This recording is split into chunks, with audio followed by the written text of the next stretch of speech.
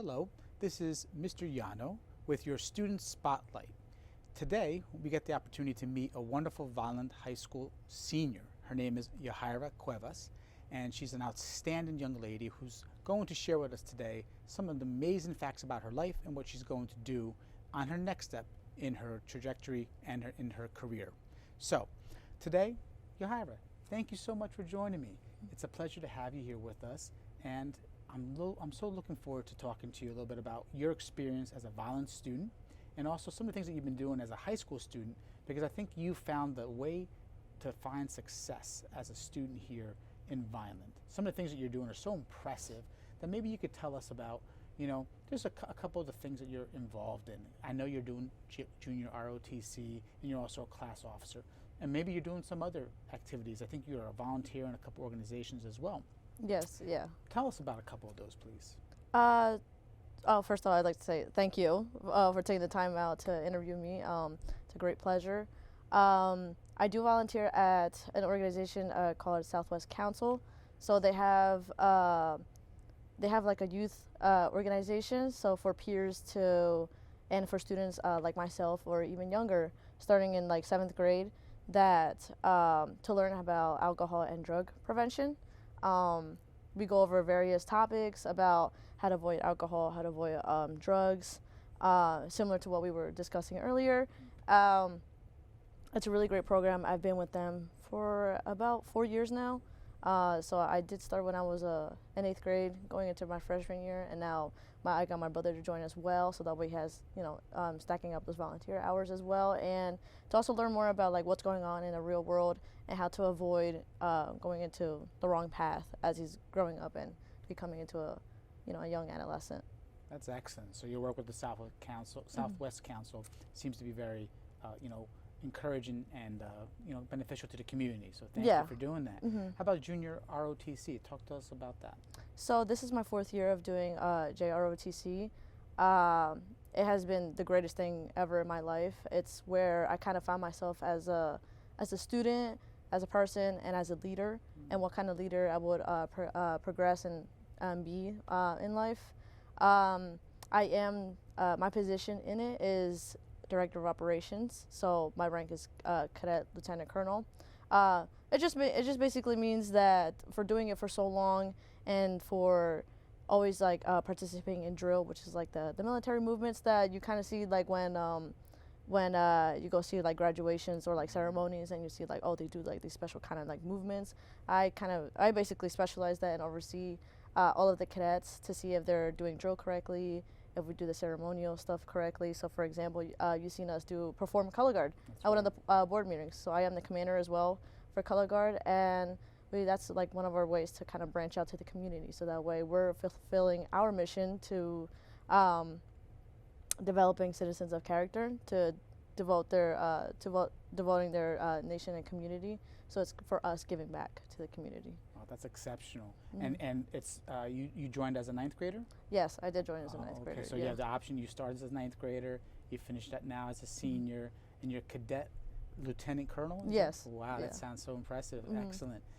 And I've seen you, performing with the color guard and the work that you do with JROTC. So that's outstanding.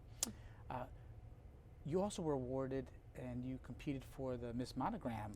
Yes, I did. Yeah, I think that was one of the greatest accomplishments I've ever had personally, because I'm not a beauty pageant person. I don't really get glammed up and wear dresses and kind of sit there and wave kind of like how I went down at the homecoming game. But it was a way for me to kind of branch out and be like, you know what? It's my senior year.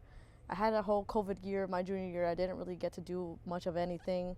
So why not just go for it? And I'm so glad I did, because then I wouldn't have known it, and I won, which to this day my parents still can't believe it. I'm supposed to be like, Mom, Dad, I can't believe I did this already. I won. Congratulations! Though it was wonderful. It was great to be there at homecoming to watch you be awarded that recognition, Miss Monogram. So outstanding. You're also a class officer, so you do it all. So talk to us about being a class officer. So I am the class president of 2022. Honestly, it's not as hard. Like they do say like, oh, I'm doing this and I'm doing that, and I don't know how I'm gonna balance my homework and then sometimes and I work as well. So to balance all that out, and then I have to worry about like 500, maybe 600 high school seniors at the same time. It's a little stressful, but at the same time, knowing that a lot of them are my peers and are my classmates, as well as like some of my friends, and I talk to them like, hey, I've been thinking about doing this, or I've been doing about that, or I'll talk to the rest of the officers, be like, I'm kind of thinking about this as well, or what are your ideas, or what I like to be a person of the people, like I want to hear your voice, so that way I know what I have to do and what to say, like when I'm talking to Miss Rivera or Mrs. DeMarchi or even as well as yourself, so that way I'm not representing myself, I'm like representing like the whole class. It can be a little bit stressful, but having like that good like atmosphere definitely like helps me like stay on task and stay on topic and be like, no, like I can do this because I have everybody else backing me up. So it's incredible, right? So you're like the model student that we get so excited about, all the different organizations that you're a part of, the community service that you provide, the student engagement that you demonstrate for our community and for our students. So we know that you like to be involved in a lot of activities, and I know we just touched on a little bit of it because like you said, you're also a student and you also work. Yeah. And you do a lot for yourself and for your family. And you told us your story. You were even a presenter at our community activist, our community partnership committee, where you presented. You were the main speaker, and you were able to talk to a whole group of community organizations about your path and where you're going next, right? Right. So talk to us a little bit about like some of the challenges that you were able to overcome. Like what were some of those obstacles that you saw as a middle school student, as a high school student, that with your perseverance and your skill set, you were able to get past and continue moving forward? So the transition between middle school and high school was a pretty big difference, because not only do you have like a lot of students coming into one place from like all 3 middle schools that we have, but it also brought like for example like advanced classes. Like I didn't start out taking like college level classes. I ended up taking all honors classes. So that itself was a big challenge, because it wasn't like 8th grade accelerated classes. It was like, oh, this is work. You have to do it. You have to do it on time. One of the biggest problems I had was procrastination, because I'd always find myself, because I'm doing so many other things and I'm just like, I don't feel like doing homework right now, I'll just set it aside, but it ends up kind of like eating itself like at you. So then I have to like find that motivation through like, let me just get this done, so that way I have more free time to spend with my family, to spend with my little brother, as well as so that way I can go volunteer and I'm able to go out there freely. So that was a big change for you, going from 8th grade to 9th grade and learning the expectations of the high school, but you've been successful with that. Yeah. Even emotionally too, because I know a lot of students especially suffer from mental illness, or sometimes they feel like emotionally they just feel like they're just not there, not motivated. But having my family, they're super supportive about everything that I do.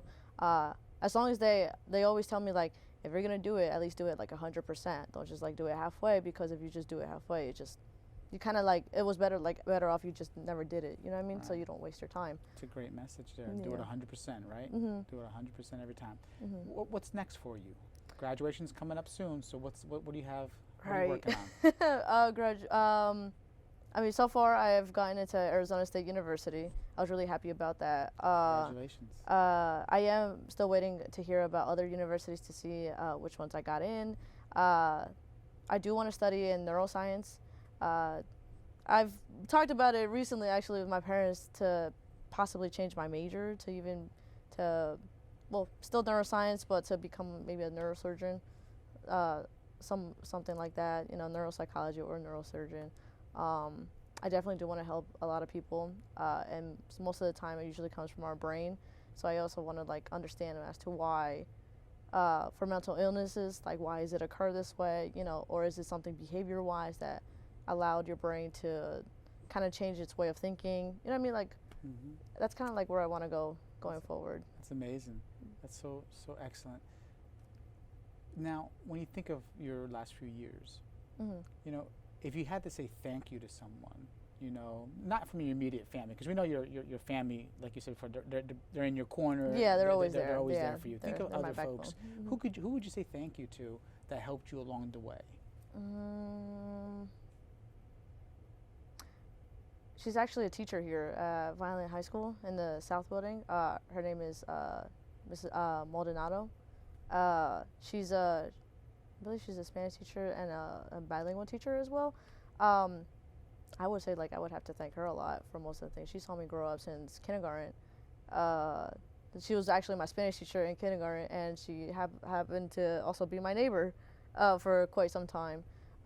She was always there to help my mom when she didn't really understand anything about the school system. Because my mom, my parents came from Mexico, and so then having somebody that could understand what I was kind of going through education-wise, she was always there to help and always guide me into this is how you understand this. This is how you have to comprehend that. So I would really have to thank her a lot, because she's seen me grow up basically. She's seen me she's basically part of the family now. That's wonderful. That's so nice, and I'm sure she'll be so happy to hear, you thanking her on our Student Spotlight segment. Again, Yahira, you're an exceptional student. You are doing the work that we, are so proud of. Your work in the community and at the school is exceptional. Your teachers, your family, everyone around you is so proud of the work that you're doing. So I just want to encourage you to keep going 100%, like you said, and just keep going for it, because you're going to do great things in this world. Thank you. Thank you.